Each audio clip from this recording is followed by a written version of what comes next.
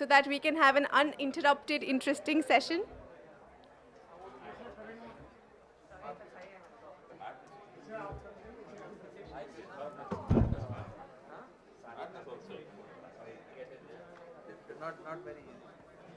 So before we begin, I would request the panel to please rise for a picture.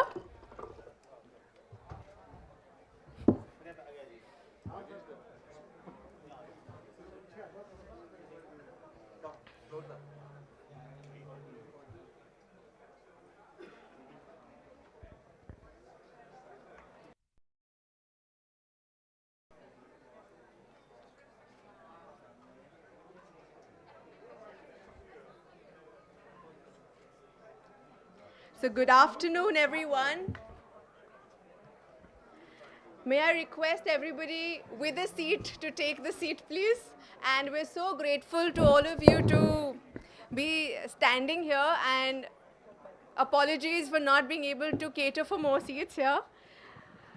On behalf of Future Shift Labs, it is a privilege to welcome you to this session on legislators and the AI era, a continuation of the conversations we began through the AI Legislators Forum. I'm not going to take too much time in introducing what we're here to talk about. I will let Ujjwal do that. I will, however, introduce our esteemed moderator and panelists in the meantime. We are joined by Ujjwal Kumar. He is the founder of Quantum Alliance and Cognizy AI, joining us all the way from Harvard Kennedy School. Can we give him a big round of applause? We have with us Shri Krishna ji, who is Member of Parliament, Lok Sabha from Andhra Pradesh, a founding member of AI Legislators Forum, if I may add. Can we please give him a big round of applause? Joining us is Shri Raghav Chadda. He is Member of Parliament, Rajya Sabha, and I think we have a lot of people gathered here to have a look at him.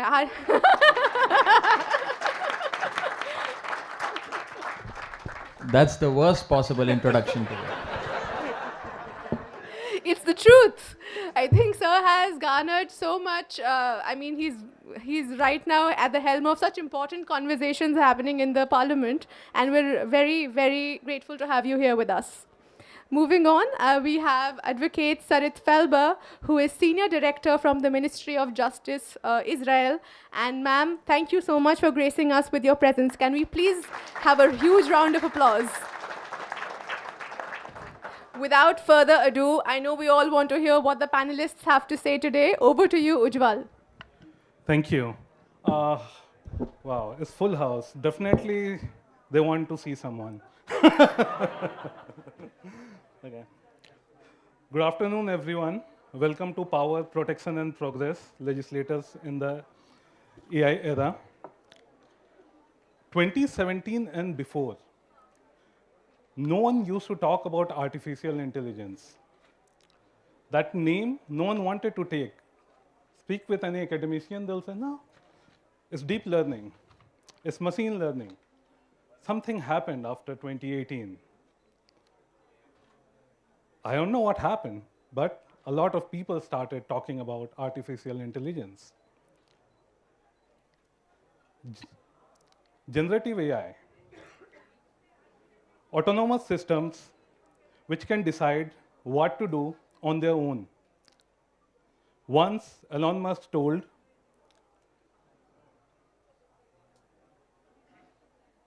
bringing Gen AI is summoning the demon.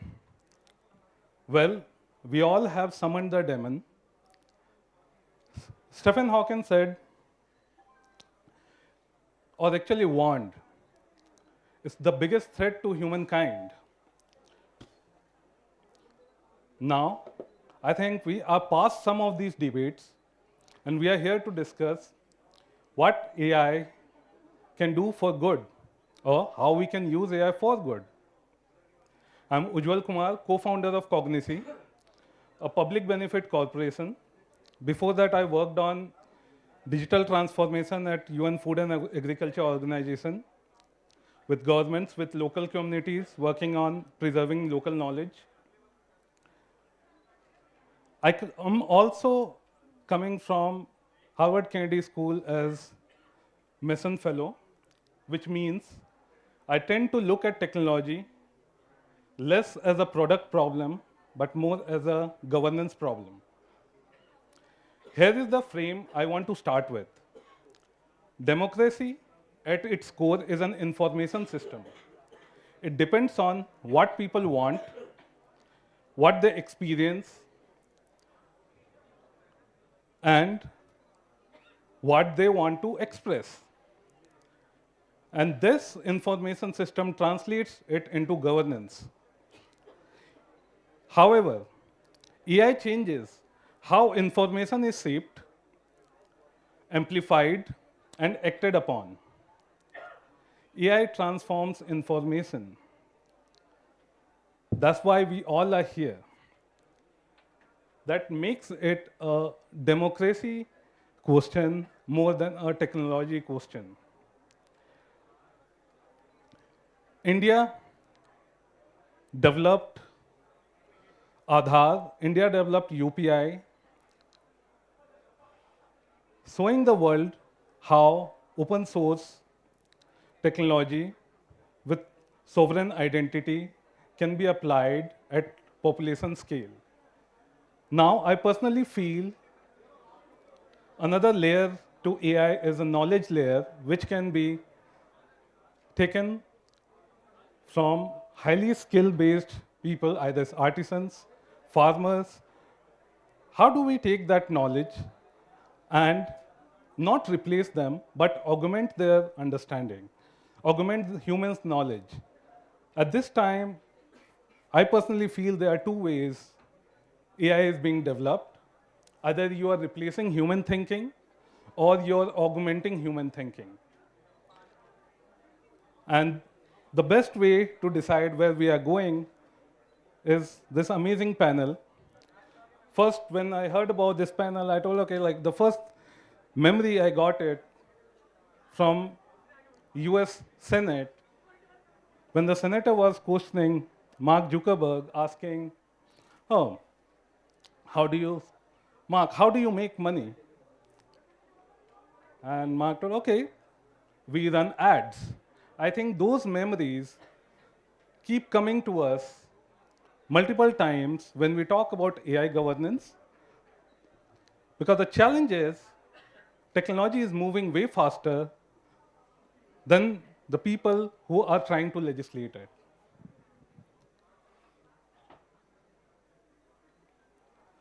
We already had a small intro, so I would like to directly get into some of our questions and try to figure out if legislators are ready to shape the AI governance process or they are being shaped by it.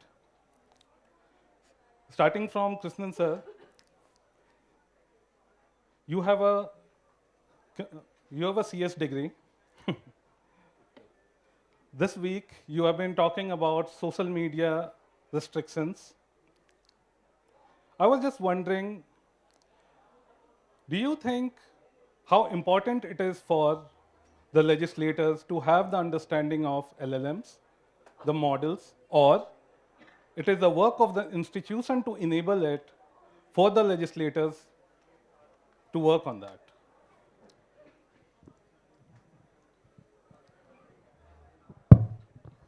Yeah, thanks for having me, Ujjwal.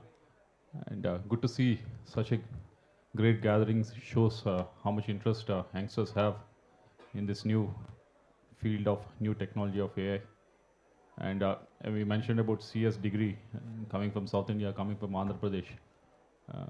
You cannot get by your parents without having an engineering degree, either engineer or doctor. So that is in the past. But the question that you were asking about how legislators need to understand LLMs, GPUs. I think more than that, more than the technical aspect. Say, for example, I give a parallel with the nuclear energy. Legislators doesn't have to know about the fission, what what's the raw material that is used. That's not what. It's okay if they know it, but that's not the prerequisite. The prerequisite is how it's shaping the economy of the country, how it's empowering the youth of this country. In the same way with the artificial intelligence also, and it goes the same way. The data is being produced here, the amount of, almost, it shows like almost 20% of it is being produced here in India, but which companies are actually getting that valuation? Why those companies are getting valuation? The number of tokens that are being produced here, on what LLMs they're being produced, on what GPUs they're being produced, why only 3 companies are making, cornering this GPU infrastructure, whether that will impact the sovereignty. So on that level, if legislators know where the economy is going and how, in this aspect, how it can impact the country and how it can impact the next coming generation. Second thing is with regards to when you look at the AI, the technology that is available right now, there's already a huge difference in India with learning outcomes. If you see the number of people using the internet, or the students that have access to the internet not having access to the internet. Add to that now, when you give few set of people access to good AI apps, whereas you leave out 90% of them out of it, see the difference, the vast difference that is going to make in the opportunities for the people, opportunities for the next generation. So these are the things that as legislators we need to think about, not just going into the code, not understanding, and not trying to understand the LLMs, those things. So that is one thing. Second thing is, you asked about the social media bans here. I'm not talking about social media ban per se, but I'm talking about social media restrictions for the age group until 16. Again, it's the same thing. We are producing, if you've seen the data also, YouTube, Facebooks, or Instagram, majority of the data is being produced from India. And where the valuation is going, what these companies are bringing back to the country. These are the things that we need to look at it, and whether we are going to pawn the teenagers' childhood versus what these companies are looking for from the data of these youngsters. So these are the arguments I think we need to have as legislators. Thank you. You touched upon sovereign AI, which I was hoping to get a bit later, but amazing you touched that. So I'll go to Raghavji. Like, you spoke about India having 34,000 GPU in Rajya Sabha, and you told it's not a talent problem, it's not a capital problem, it's a compute problem. So my colleague at Harvard, Professor Bruce Nair, he says AI is an amplifier. It enhances whoever uses it. If democracy uses it, it enhances democracy. If it goes in the hands which is we don't want to, it enhances that also. And when we speak about GPU, as Krishnaza also mentioned, there are only few companies who control GPUs. How do you look at it as a supply chain problem or an institutional problem? Look, first of all, thank you so much for having me on this panel. I think AI summit that's happening in New Delhi from the 16th of Feb to the 20th of Feb certainly puts India on the map when it comes to the conversation around AI and building AI in that sense. To answer your question, I did raise that question in Parliament about GPUs and the lack of GPUs when it comes to India's compute capacity. Now, I didn't raise that to sound technical, I raised that question to sound practical. Today, whichever country has the compute capacity is going to rule the roost, is going to have governance efficiency, is going to have military capability, is going to have more and more economic prosperity. So this compute capacity, which has today become a supply chain issue, but at the very heart of it is a sovereign issue. It is not a supply chain issue to my mind. Now, why do I say that it is a sovereign issue, or it is an issue of strategic autonomy and less of an issue of supply chain? Is simply because there is a monopoly today that exists in the world of AI. When I say monopoly, I mean three things: design, manufacturing, and export. Design almost entirely is controlled by a few select companies like NVIDIA that have had the first mover advantage, whose chips and GPUs, etc., and the design architecture is being used effectively by virtually all LLMs, generative AI models, so on and so forth. So even if there is a new company that comes about, the resistance to change or to move from the NVIDIA chips to any other company's chip is going to be huge. So they have a design advantage or a design monopoly. The second is the manufacturing monopoly. 90% of the chips today are being manufactured by a company sitting in Taiwan, the TSMC, that manufactures 90% of the world's chips. So therefore they, in that sense, have the monopoly. And third is the export controls, which countries like the United States of America have imposed, and they have effectively classified the GPUs and the chips, so on and so forth, and this entire AI architecture as a strategic asset for the country. So therefore, even if you have the money to buy these chips, you cannot buy these chips merely because the United States has imposed sanctions or export controls in that sense, right? So three things: design monopoly, manufacturing monopoly, and third is the export control. Now, unfortunately, as we stand today, India doesn't have any of the three. But what India has is the AI talent. Our AI talent is likely to double by the year 2027. We are world number one when it comes to AI skill penetration. And in that sense, when it comes to talent, it is India that the world looks up to. But talent alone, without compute, in my view, is merely an aspiration, right? And compute without sovereignty will lead to India's dependence on some supply chain, on some country, on some geopolitical relationship. So therefore, it is important that India today, and legislators like Krishna and myself today, work towards, from an India standpoint, building milestones to secure access at the first level, to have clear-cut direct goals so that India has access to the AI ecosystem. The second is diversifying supply. Once we have access, we must diversify our supply so that we are not dependent merely on one or two, three economies or countries in that sense. And the third thing that we must do is build infra. Have the AI ecosystem here in India, from having data centers to chip manufacturing capabilities, so on and so forth.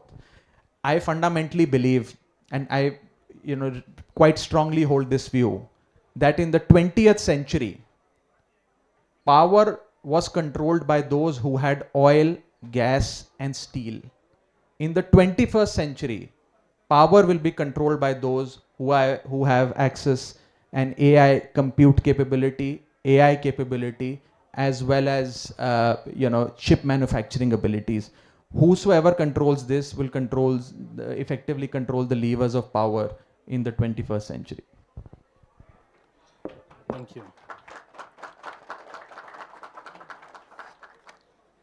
Picking up from talent and some of the regulation aspect, one study which I've seen recently is about AI tools, which it's an irony that we are sitting here also trying to discuss, regulate the tools aspect. AI tools is also helping legislators in making better laws, doing better analysis. I would like to ask Ms. Felber if Israel has done any experimentation in this space. So hello, everybody. Thank you for having me on this panel with this distinguished guest. I'm truly privileged and honored and thank you for all the audience that came. As I think when you opened, the opening remarks was AI should not replace us but augment us. And I think it's a very, it's a very challenging to make this line. It's very convenient to rely on AI sometimes, from the small things to the big things. So I think every experimentation we do with getting AI into government, into parliament, should be in small measures. I work in the Ministry of Justice. We work a lot. I come to the parliament a lot to speak about legislation. And I'm not a politician, but I truly appreciate discussion. But I understand that there's politics involved. But it's very important that when we get to parliament with new policy to introduce and to get politicians to support it, we'll come with evidence-based, we'll come with a strategic why we're doing what we're doing. To be honest, I don't think it's time to, it's time that legislators, we use AI in an extensive way. It should support the work, it should support the work we're doing. I think we in Israel, we say artificial intelligence needs human trust. If we'll move too fast towards AI, I'm afraid that the trust in AI and in parliament might reduce, and it's not as high already, right? People, no offense, of course, have some kind of suspicions toward politicians. So if we'll move too fast and not in a measured way, I'm truly afraid that it will harm the trust, and in the long run, will make AI, like the penetration of AI into civil service slower. We have this term that we call it in Hebrew, I don't know if it translates well to English, we call it winter of regulation, okay? When something happens and regulator failed, for example, it can be in transportation, it can be in food, and there is a crisis, all of a sudden, everyone runs towards like more regulation, more severe like punishments on everything. Not because we need it, just because we're afraid of it, and that stifles innovation at the end. So I think that in order to, in a year or two, have AI in our government, in our parliament, it's worth the wait and do it in a more measured and responsible way. Thank you. I have a follow-up to you, if it's okay. So I saw something very bold from your government publishing an opinion that copyright material can be used for training AI data. Could you please give more light on that? And because when you speak about trust, how do you think the people can connect with that trust part if that's the case? So to give context, there was a legal opinion from the Ministry of Justice saying that when AI trains on other people's creation, it's considered fair use.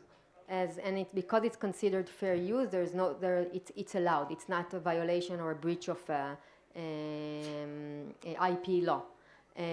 Israel was quite a pioneer in this legal opinion. It was, you said people were started talking about AI in 2018, right? This opinion is from 2020, so you can assume it's quite early. I think that was it's not a legislation; it's a legal opinion translating the Israeli legislation. So that's one thing. If the legislator would want to change the balance that the legal opinion has set, they can do that. I think it sent a message, right? It sent a message that Israel wants to innovate. In order to innovate these models, and I totally agree with what was said here earlier, we don't need to rely only on foreign companies. We have to have our own companies. And once this legal opinion came to air, it meant that Israeli companies can train on data in certain restrictions, because it has to be within the fair use. And I think in terms of public trust, I think when you communicate this legal opinion, not as yes, we want to steal creation of other people and not pay for it, but we want to balance between innovation and IP law. That is how we see the balance at the moment. I don't know, in 2 or 3 years, if LLM will be even more prominent, maybe we should change that balance. That's a question, but I want to say that's not a question. That's a question for parliament members. They have to choose the right balance between artists, writers, and innovation. Yeah, that's AI. I think raises raises a question that not all will find an answer in the law book. It will find answer with legislators that will have to choose which direction are we going. How do we balance values and I think that's also one way for the public trust. Thank you. It goes back to like something which I said earlier, that I personally believe, again, I'll repeat that because it's important, that the way AI is being developed, I see two ways. One is replacing human reasoning, human, like, exactly. And second one is like, how do you augment the human learning? So yeah, thank you for that.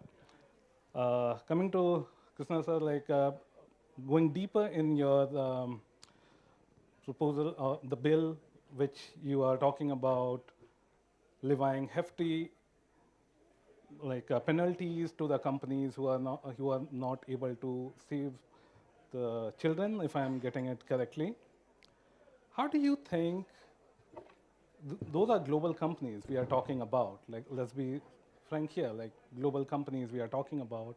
How do you think a national legislator stand a chance through is the law, or do you think is the capacity which is built that you will be able to enforce that? Yeah, they are global companies. I'm sure most of you who are into tech space must have gone through the Epic Games versus App Store case, which was there in US for so many years. If you've gone through the history, they found ways to evade it. Even in India, CCI has a few startups have approached CCI saying App Store and on the Android as well as the iPhone, we have these problems. When they went to CCI, CCI levied penalties on the app stores, but they threw lawyers at them and still they haven't paid it. Obviously, there are problems. Obviously, we know what we are up against. And of course, they have a lot of lawyer power behind them. Maybe people like Raghav also, not on the legislative side, but as a lawyer. You must be an accountant, right? Not a lawyer. Chartered accountant, sorry to get it wrong. So there are a lot of power behind them in that sense. But at the same time, why we are proposing that, this has been in works for the last 5-6 months. We've been talking about it, about age restriction for the social media. The reason being that if you've seen how much the time that is being spent by the children, 14-year, 15-year, 16-year-old children, even the other, a couple of weeks back, you must have seen the incident that has happened in Ghaziabad also, the effect that it had. So not just the time that is being wasted, at the same, more than that, the conference, there are studies that say that the children are not even making the eye contact with others when they're talking. These are the side effects of over-utilization of social media.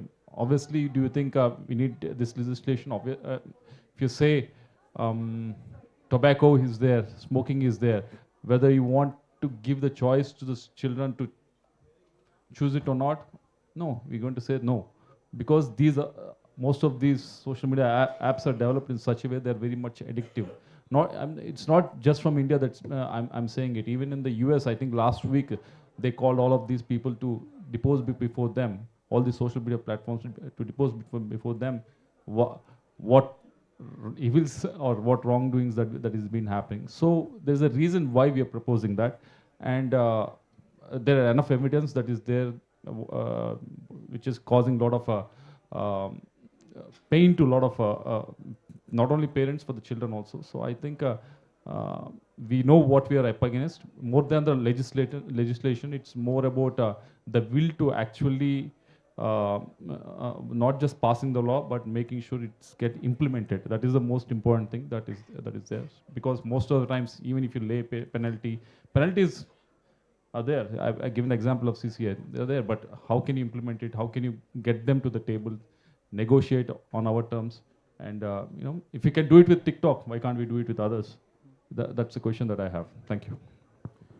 Interesting. Any quick comments, Raghav, on the same bill?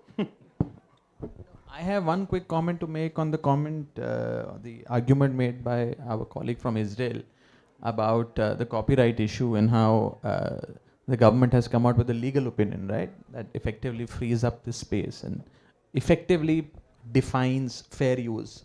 Interestingly enough, last session of Parliament, I raised this issue during my 0-hour intervention in Rajya Sabha. And I did refer to the exact same thing, and I said that, look, today there are content creators, there are coders, there are innovators who are doing their own innovation, creating their own original content. However, for educational purposes or for any other purpose, they are using already published content, code, etc. in a very limited way in order to either comment on it or from an educational point of view use it, and that must fall under the definition of fair use. Now, India's Copyright Act goes back to late 50s or early 60s, if my memory serves me right. At that point in time, fair use is defined, but fair use is defined vis-a-vis the medium that was available or the sources of information dissemination that were available in the 50s. For example, fair use vis-a-vis journals, magazines, newspaper, published articles, so on and so forth. But the definition of fair use in the 21st century, in the year of 2025-26 doesn't exist. So therefore, as a result, whether it's innovators, coders, digital content creators, all of them in that sense are suffering because of a lack of clarity when it comes to fair use. So therefore, while we need to respect the original content creator or the original coder or the person who holds the IP, but at the same time we must permit fair use and strike a balance between the two, because if you do not enable fair use, you are curtailing innovation in that sense. And something what the Israelis have done is worth noting, and I think hopefully in India we will have either a regulation or an amendment to the Indian Copyright Act, and perhaps fair use will find place in the Indian statutes. First of all, I want to say it's admirable that I can be in a panel with parliament members and have such a profound conversation on AI. I don't know if in Israel they are hearing me, but that's because there is a perception that politicians don't know anything about AI. Exactly. That's why she's amazed. We are changing it here. I want to share just if I have in Israel, it's not a question. Sometimes when you talk about technology, there is the question of access to technology. You mentioned it. In Israel, we also have the issue of some population that doesn't want technology. They refuse to use it for their own, if it's a religious reason, usually it's religious reasons. We have a population that doesn't have smartphones, they don't have televisions at home. Now that's created a challenge for the government. When we want, Israel was in a war just until recently. If we want to communicate alarms or all kinds of messages to the public, it is difficult. Now, when we go to Parliament, and I'm telling it to myself as someone who loves technology, endorses technology, and believes in innovation, we also, I think it's important, and I think that this summit sums it up well, that we'll think about those who doesn't have access and those who perhaps don't want it for ideological reason. For in our run to innovation, we won't leave anyone behind. And that goes also to the harms of technology, like was mentioned, like with social media. So I think while we all love innovation and it sounds good, we should think about the effect it has on all of our community. At the end of the day, we don't want to leave anyone behind, or just with the risks of this technology. So I think it's an important discussion, and it's good that you're involving legislator in it. Thank you. Okay.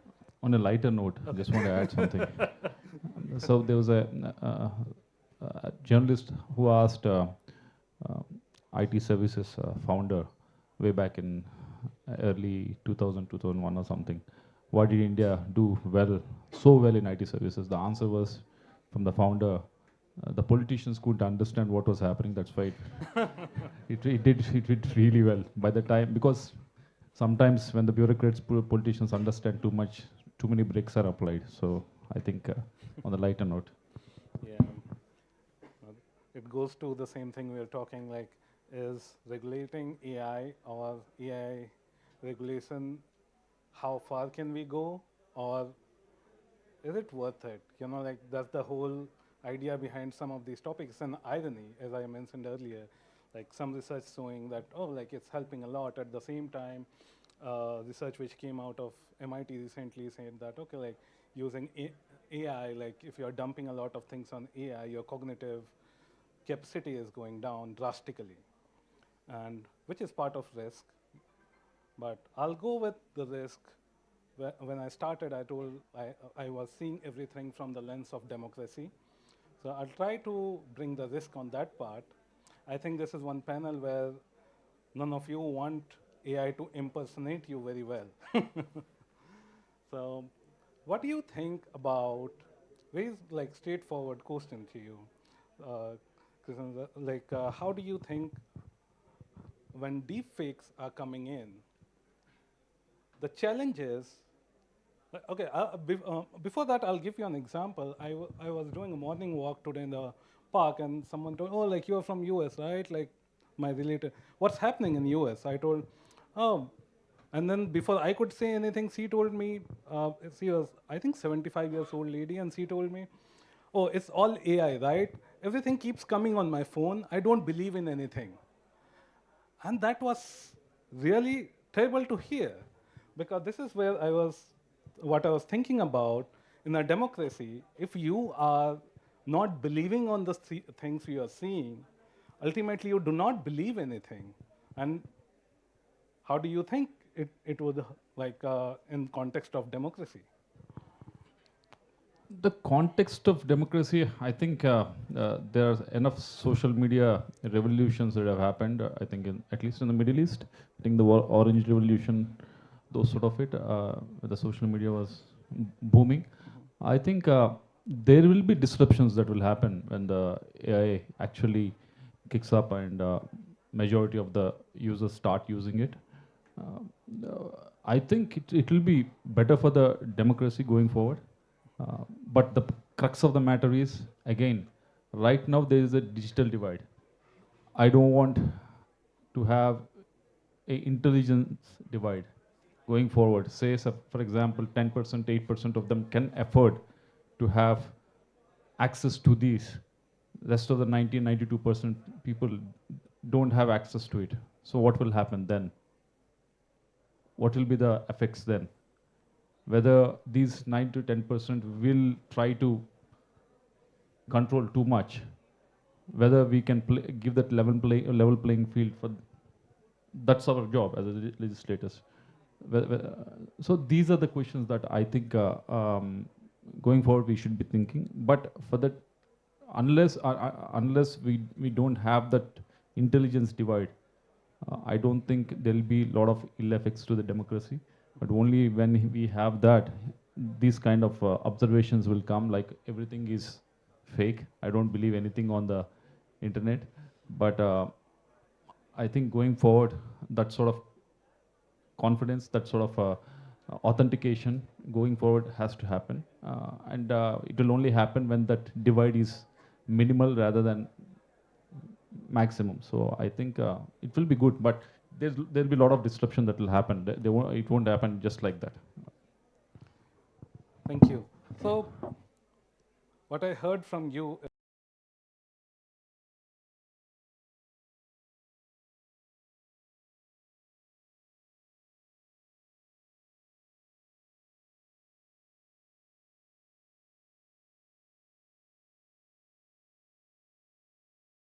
the information which we are seeing as a whole, as a society, do you think there will be any direct impact on people going for vote? Or like they're saying, oh, for example, what I've heard from a couple of people saying, oh, like, oh, they all are the same. Like, how, like, I cannot choose. So democracy gives you the power to choose. And do you think if there is a collapse of trust,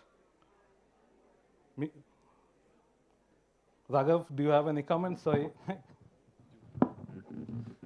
Collapse of trust between the government and the citizen. No, collapse of trust between the information the people are seeing because of deepfakes.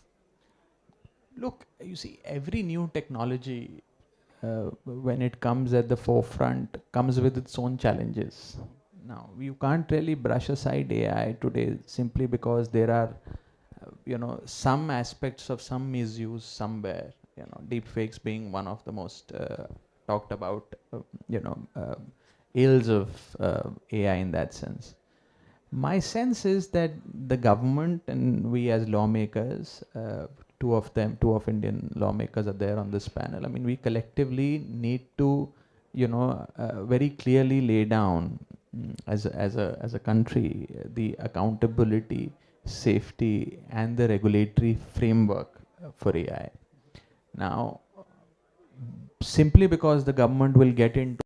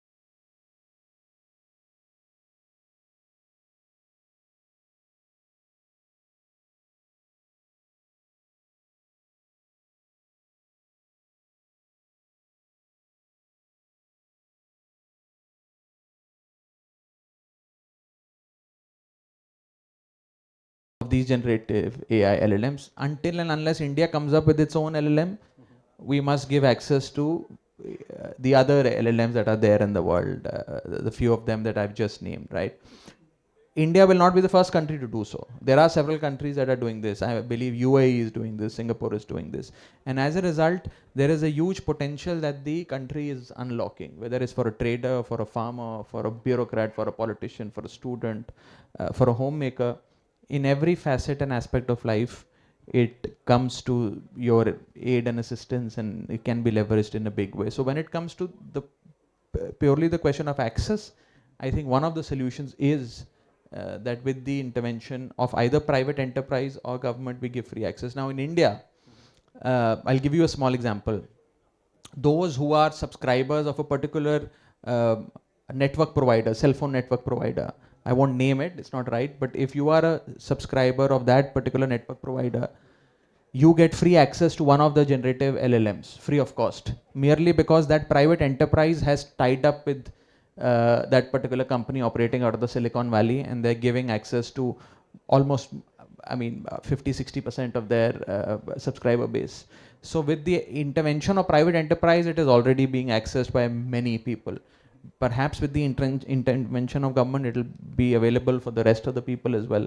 And with that, I think we create a level playing field for everybody. Please. I think there's one parallel I can think of what Raghav said. You remember, I think 7 or 8 years back, or much beyond that, Facebook has come up with a new facility or new option for people in India, saying we want to give free internet. There was huge advertisements and everything. And when I went to US at the time, everyone was saying, why India is not taking this opportunity? Why you not doing this? There was a lot of question in that in the Silicon Valley. This is a golden opportunity that Facebook is providing free internet and everything. But at the time I was, Geo was not there, but still I was able to tell them, India can actually bring down the cost of the data. We have the scale. And we did it in the next 4 to 5 years. Our data charges are much lower than compared to anywhere else. That's the inference I can take, but at the same time, the parallel I can bring in this aspect with the AI is also the similar thing. Yes, we are giving access to, say, Claude or other LLMs that are there in the Indian market for free. Maybe in the next 2 years or so, Indian politicians will go and say, like how they give laptops as a promise for during the elections, they'll say we'll give this as a promise in the election also. But that's one way of solving it, but the most difficult way of solving it is how you can bring in Indian designed LLMs into play and make our data accessible on that, our people using those LLMs, our people generating tokens on that, our people actually adding value to those companies. This is an easier route where one network provider can provide a free access to certain cloud or something on their mobile. But how can we, as you mentioned earlier, we have only 34,000 GPUs. How can we manufacture, prepare those LLMs so that our people can generate that? So going forward, I think we can do it. That example is there, where we brought down the data prices. Definitely we can do the same thing in AI space also, because there are a lot of youngsters here, talented ones. Only pushes that is needed is from the government side to actually add the infrastructure that is needed for this country. Thank you.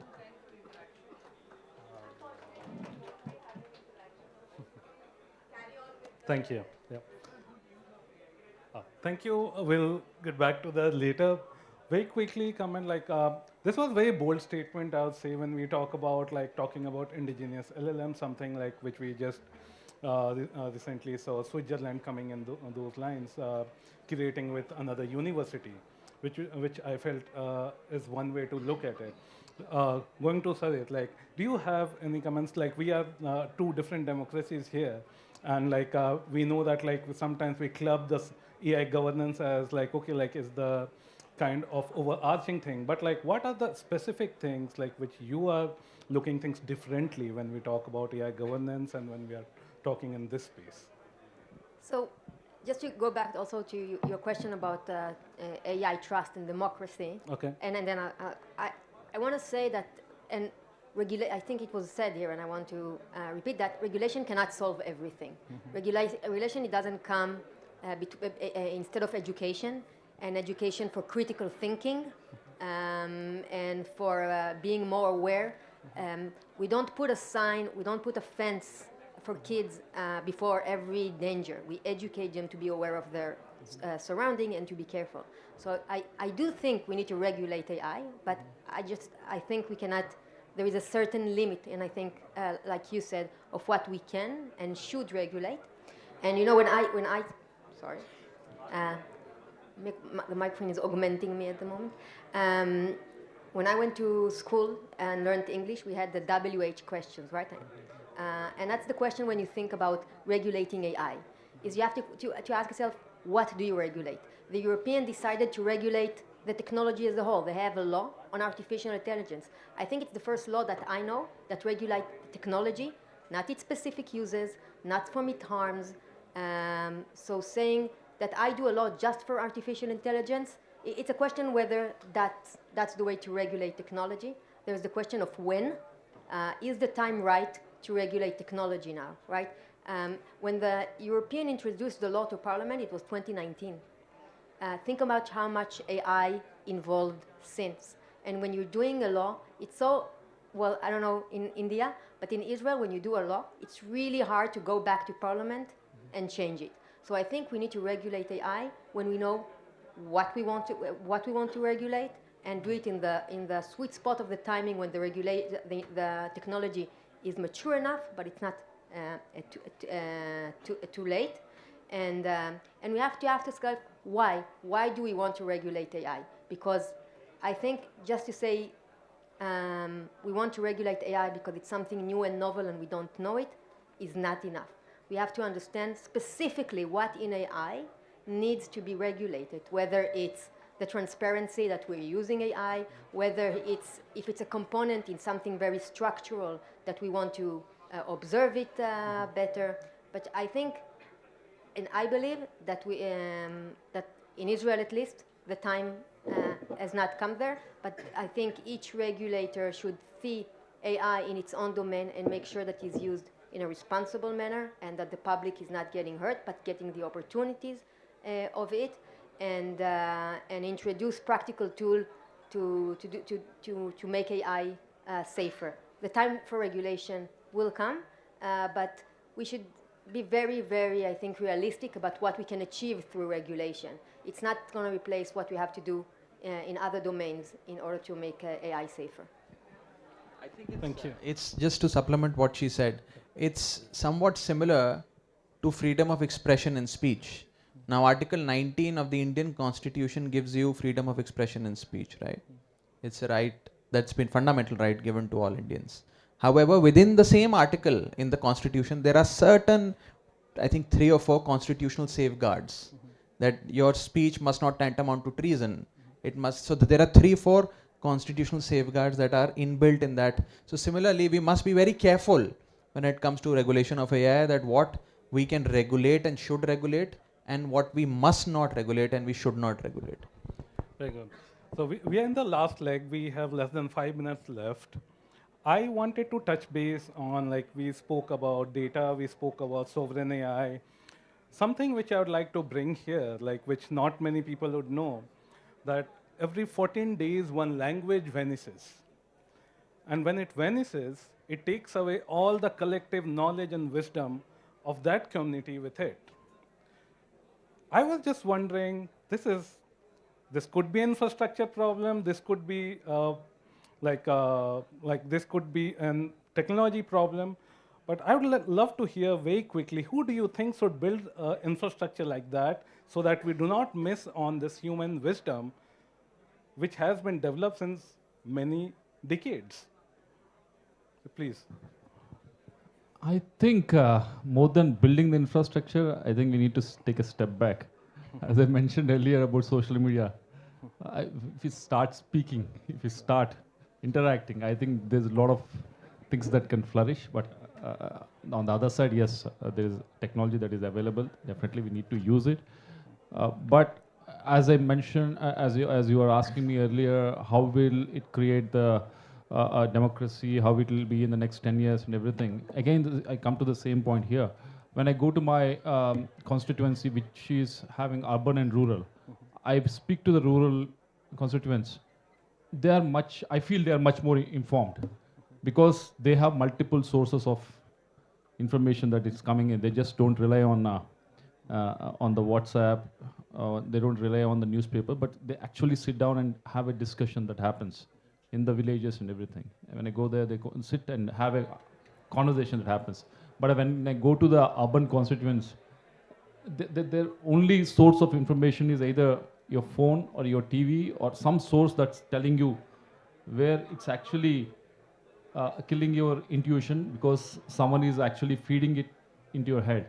So again, coming to the languages thing or anything that needs to be saved, there will be technology that will be available for that to happen. But at the same time, that interactions, that sort of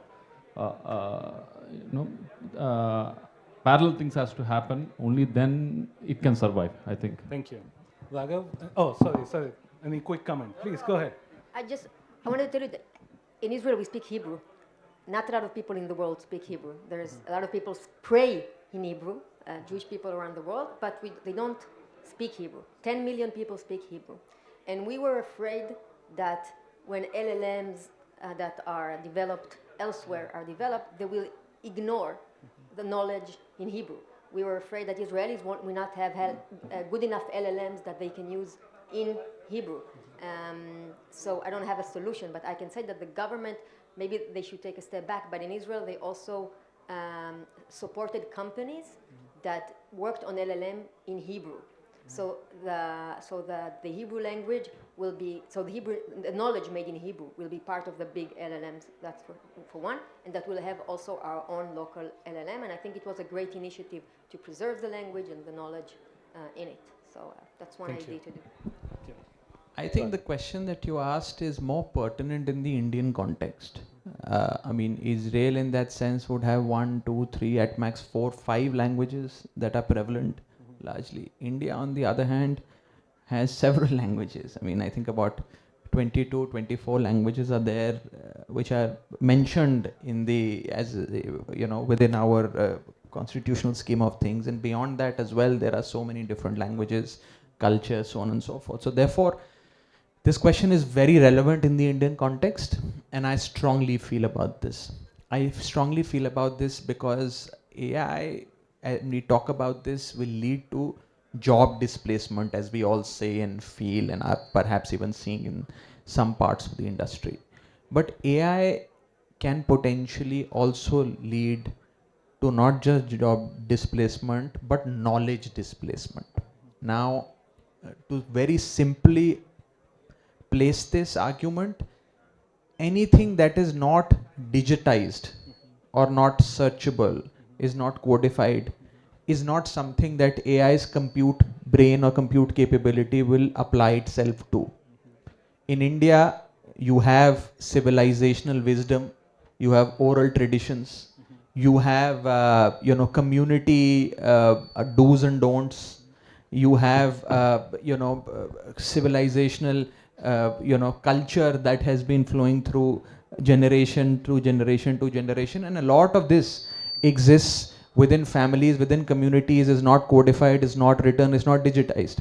So therefore AI perhaps will not apply itself to this huge knowledge bank, and as a result the fear is that when we are building AI models for the future, as we are in this day and age, we are building those future models based on a fraction of human knowledge and human intelligence. So therefore we must find ways to augment the knowledge, to digitize the knowledge. I mean, I'm given to understand the Indian government is doing a separate AI mission and programs like Bhashini, where they're trying to codify and digitize several regional languages, and I think that is something which is of utmost importance.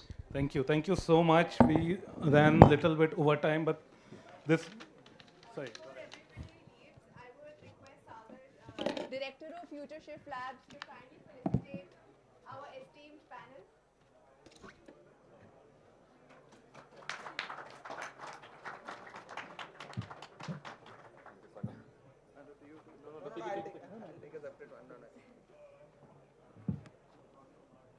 You've given me 2. I'll present one on behalf of India.